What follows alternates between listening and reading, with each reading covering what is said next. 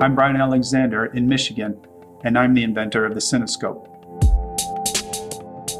I don't ever remember not taking things apart and having just a terminal questioning of how did the world get like this? Why are we even doing what we're doing? I basically make tools and experiences that enable people to express themselves in ways maybe not thought of or maybe not experienced directly. The Synescope is a graphic to audio instrument. It sees color, reflectance, and value, light, dark, on a 4-channel head that then interprets that information to signals, data signal.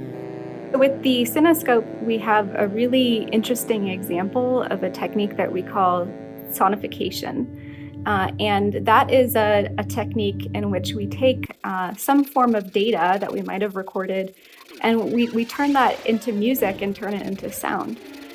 At the Georgia Tech School of Music, we're really looking at the intersection of all different kinds of technology, all different science into the music experience, whether that's neuroscience, electrical engineering, robotics, computational study of the way that people perceive art. I can imagine him doing that in about 100 different ways, but doing it in the form of a record player that is such a beautiful design that we all can relate to, that we all can imagine doing it. Like, it makes you want to go up and start playing this thing. And this is an instrument that uses the visual art, the visual creation to create sound. It reminds me of certain artists like Kandinsky, who had synesthesia.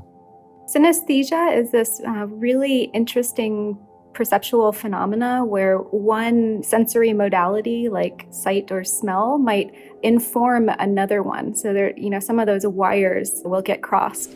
And the most common form that you see is when, somebody will hear a particular music sound, they might see a color. I have a touch of it with earth forms, rocks, large rocks especially, have a tonal quality. Things with mass have a tonal quality. It's nothing that's debilitating. If anything, it's enriching, which is part of what inspired the Synescope to begin with, is if you can cross-correlate perceived phenomena of any kind and get unlike or related results that aren't necessarily plotted out verbatim with the input, it seems like an exploration tool. It seems like a moment of enlightenment, or just waking up to something that's unthought of and different.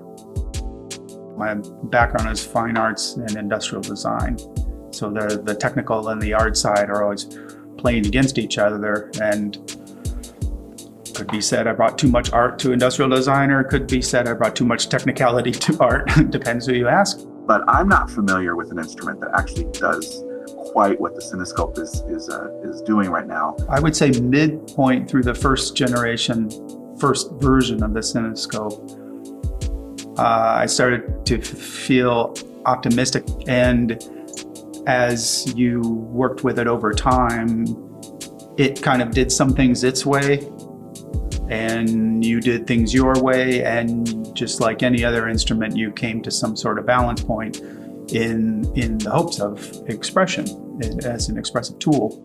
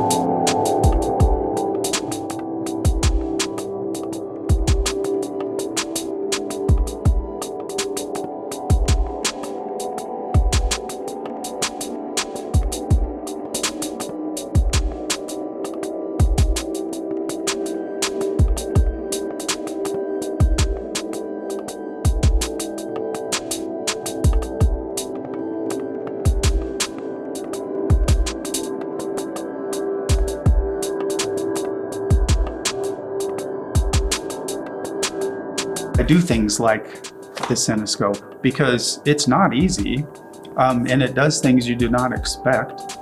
It has an acceptability and a kind of a common attraction to that draws you in, and then as you work with it, you think this is somewhat what I thought it was, and this is not what I thought it was.